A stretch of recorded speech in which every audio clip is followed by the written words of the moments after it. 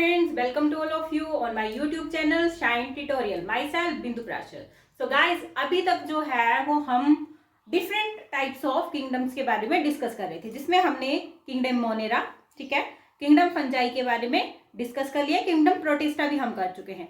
आज जो है हम प्लांट किंगडम के बारे में डिस्कस करेंगे, ठीक है। हमारी दो ही किंगडम बचती है, plant kingdom and animal kingdom, ठीक है। तो प्लांट किंगडम को जो है आज हम डिस्कस करने जा रहे हैं। तो प्लांट किंगडम जो है, ठीक है, जनरली जब हमने स्टार्ट की थी क्लासिफिकेशन, ठीक है, जब हमने क्लासिफिकेशन को स्टार्ट किया था तो उसमें हमने देखा था कि एरिस्टोटल जो थे, फर्स्टली उन्होंने क्या किया था, क्लासिफाई किया था प्लांट्स को on the basis of root stems, कहाँ पाए जाते हैं, टेरेस्ट्रियल प्लांट्स है, एक्वाटिक प्लांट्स है, ठीक है, जो छोटे प्लांट्स थे हर्बिशियस श्रब्स में, फिर ट्रीज में उसको डिस्क्राइब कर दिया था, ठीक है। तो इस तरह की जो सिस्टम है, तो हम प्लांट किंगडम के अंदर अभी जो है क्लासिफिकेशन करेंगे कि सिस्टम ने किस तरह से उनको क्लासिफाई किया हुआ है, ठीक है, क्लासिफिकेशन ऑफ सिस्टम क्या रहा उनके अंदर, ठीक है। तो फर्स्ट जो था वो था हमारे पास artificial system of classification, then natural system of classification, after that हम फाइलोजेनेटिक रिलेशनशिप के according phylogenetic system of classification करेंगे, ठीक है। तो सबसे पहले जो है वो हम करेंगे आर्टिफिशियल, ठीक है, आर्टिफिशियल सिस्टम ऑफ क्लासिफिकेशन, ठीक है। आर्टिफिशियल सिस्टम ऑफ क्लासिफिकेशन जो था, इसको किसने प्रपोज किया था, मेनली ये रहे थे हमारे पास एरिस्टोटल एंड आपके पास कार्ल लिनेनस,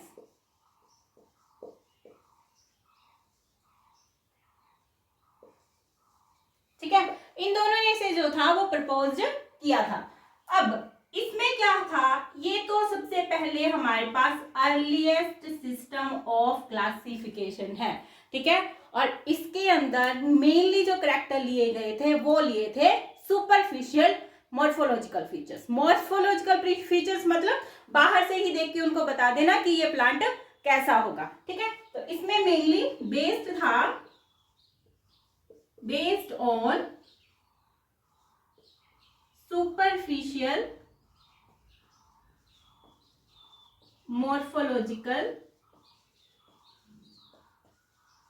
कैरेक्टर्स के ऊपर ये बेस था, ठीक है। अब जो लिनेनस थे, इन्होंने फर्स्ट टाइम जो था इसमें एंड्रोशियम को भी लिया, ठीक है, यानी कि सुपरफिशियल। अब मॉर्फोलॉजिकल फीचर्स में हमारे पास क्या आ जाने थे, वेजिटेटिव, ठीक है, बाहर से देख के वेजिटेटिव फीचर्स, ठीक है। तो वेजिटेटिव में हमारे पास क्या आ जाएगा, रूट कैसी है उनकी, स्टेम कैसी है और लीफ स्ट्रक्चर कैसी है, ठीक है, ये आ जाते हैं हमारे पास वेजिटेटिव, ठीक है। अब इसके अंदर उन्होंने क्या लिया, एंड्रोशियम को ले लिया, ठीक है। एंड्रोशियम मतलब male part of the plant, ठीक है, फिलामेंट और एंथर होते हैं, दैट इज एंड्रोशियम। तो मेल पार्ट को जो था फ्लावर के, वो इन्होंने इसके अंदर जो था वो लिया था, ठीक है। इसलिए इस सिस्टम को हम सेक्सुअल सिस्टम ऑफ क्लासिफिकेशन भी कहते हैं, सेक्सुअल सिस्टम ऑफ क्लासिफिकेशन, ठीक है। अर्लीस्ट थी एरिस्टोटल और कार्ल लिनेनस ने इसे प्रपोज किया था, ठीक है। बेस थी सुपरफिशियल मॉर्फोलॉजिकल फीचर्स या कैरेक्टर्स के ऊपर, वेजिटेटिव प्लस इसमें सेक्सुअल कैरेक्टर मेल पार्ट का लिया गया था, लेकिन ये बाहर से ही लिया गया था, यानी कि बाहर से ही मॉर्फोलॉजिकल स्ट्रक्चर ही जो थी वो इसकी स्टडी की गई थी, ठीक है। लिनेनस ने फर्स्ट टाइम इसको यूज किया था, इसे क्योंकि यहाँ पे ये सेक्सुअल पार्ट था प्लांट का, ठीक है, इसे यूज कर रहे थे, that's why it is also known as sexual system of classification, ठीक है। अब इस सिस्टम में क्या हुआ, क्योंकि उस टाइम में तो ये सिस्टम जो था वो हमारे पास ठीक था, क्योंकि ना तो उस टाइम में इतनी ज्यादा इंटरनल स्ट्रक्चर को स्टडी किया गया था, ठीक है, कोई सोर्स नहीं था उसको स्टडी करने का, तो उस टाइम के हिसाब से तो ये ठीक थी, लेकिन रिलेटिव नहीं है आज के टाइम पे, ठीक है। तो इसको क्या, इसकी जो थी, इस किंगडम की, सॉरी, इस क्लासिफिकेशन की जो थी कुछ डिसएडवांटेज रही। अब डिसएडवांटेजेस क्या रही इस सिस्टम की, उसको देख लेते हैं हम।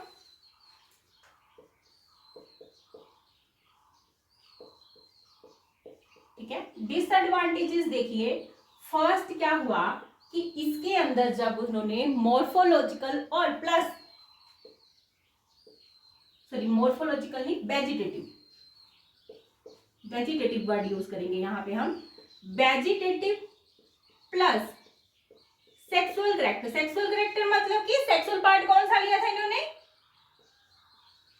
कौन सा लिया था, एंड्रोशियम, ठीक है।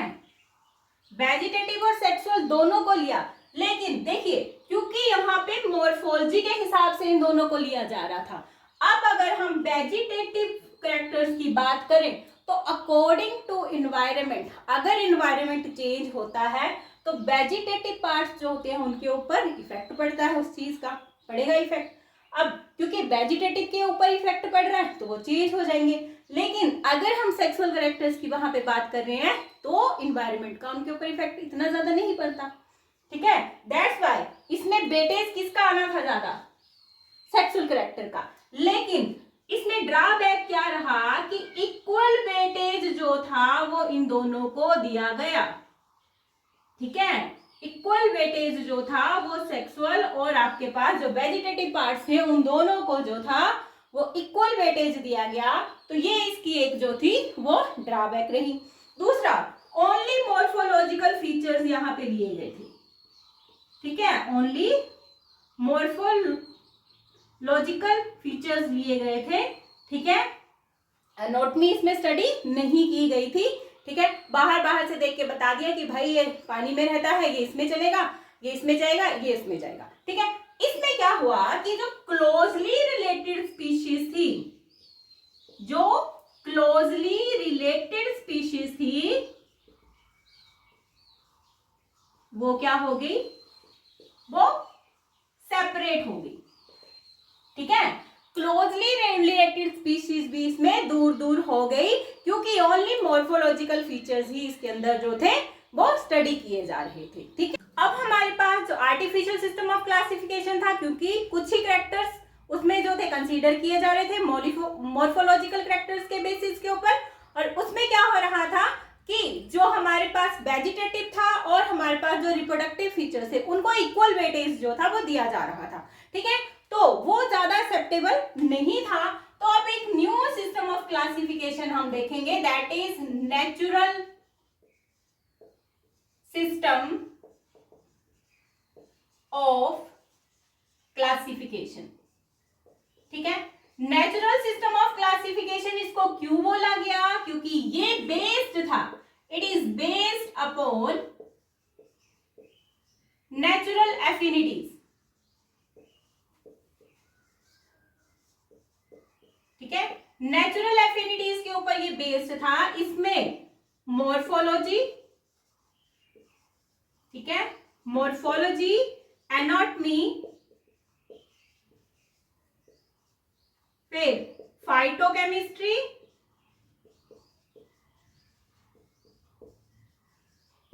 और एम्ब्रियोलॉजी, इन चारों, ये जो चार ब्रांचेस थी हमारे पास, 4 ब्रांचेस ऑफ साइंस, इनको इसके अंदर जो था वो कंसीडर किया गया था। मॉर्फोलॉजी में जो था हम एक्सटर्नल कैरेक्टर की स्टडी, ठीक है, एनाटॉमी में इंटरनल स्ट्रक्चर की स्टडी, ठीक है, और फाइटोकेमिस्ट्री के अंदर की plant, phyto means plants, chemistry मतलब कौन कौन से केमिकल्स जो हैं उसके अंदर प्रेजेंट है, ठीक है। तो phytochemistry, embryology, study of embryo, तो ये चारों ही जो थी वो ब्रांचेस जो थी इसके अंदर जो थी वो कंसीडर की जा रही थी, ठीक है। और ये हमारे पास आर्टिफिशियल सिस्टम ऑफ क्लासिफिकेशन से ज्यादा बेटर क्यों रहा, क्योंकि उसमें हमारे पास जो था वो मॉर्फोलॉजिकल और वेजिटेटिव जो था और जो सेक्सुअल कैरेक्टर थे उनको इक्वल वेटेज दिया जा रहा था। लेकिन इसके अंदर जो था वो जो हमारे पास सेक्सुअल कैरेक्टर्स हैं, ठीक है, या फिर जो रिप्रोडक्टिव कैरेक्टर्स हैं, इनको एक्स्ट्रा यानी ज्यादा वेटेज जो था वो मिल रहा था, ठीक है, उनके ऊपर जो था वो ज्यादा एम्फेसाइज किया जा रहा था। और इसके प्रोस्पोनेंट्स कौन थे, वो थे हमारे पास बेंथम एंड हुकर। अब कुछ टाइम तक ये सिस्टम ऑफ क्लासिफिकेशन जो था वो ठीक चला, ठीक है। लेकिन इस सिस्टम के अंदर भी अभी भी कुछ ऐसा रह गया है, ठीक है, जो एक्सेप्टेबल नहीं था। उसमें जो अब नेक्स्ट जो हमारे पास आएगा उसने क्या था कि जब वो सिस्टम ऑफ क्लासिफिकेशन आई जिसको हम कहते हैं phylogenetic system of classification. Phylogenetic मतलब एवोल्यूशनरी हिस्ट्री उसके अंदर जो थी वो स्टडी की गई, ठीक है। एक स्पीशीज को दूसरे इसके साथ, स्पीशीज नहीं सारी ऑर्गेनिज्म को दूसरे के साथ जब कंपेयर किया गया तो उसमें क्या किया गया, उसमें एंसेस्ट्रल हिस्ट्री जो थी उनकी देखी गई, ठीक है। वो कहाँ से इवॉल्व हुए हैं, उनकी एवोल्यूशन कैसे हुई है, वो सब स्टडी किया गया। तो ये जो था वो ठीक था, लेकिन जब हमारे पास फाइलोजेनेटिक सिस्टम ऑफ क्लासिफिकेशन आया तो वो उसके अंदर एक रेवोल्यूशन लेके आया जहां ऑर्गेनिज्म को क्लासिफाई करना जो था और ज्यादा जो था वो इजी हो गया। So third system of classification जो है वो है हमारे पास फाइलोजेनेटिक सिस्टम ऑफ क्लासिफिकेशन, ठीक है। फाइलोजेनेटिक सिस्टम ऑफ क्लासिफिकेशन में क्या था, इसमें फाइलोजेनी को यानी कि एंसेस्टर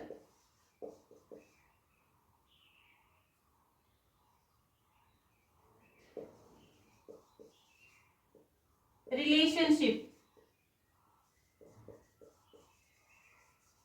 या फिर आप कह सकते हैं एवोल्यूशनरी रिलेशनशिप को इसके अंदर जो था वो स्टडी किया गया था, ठीक है।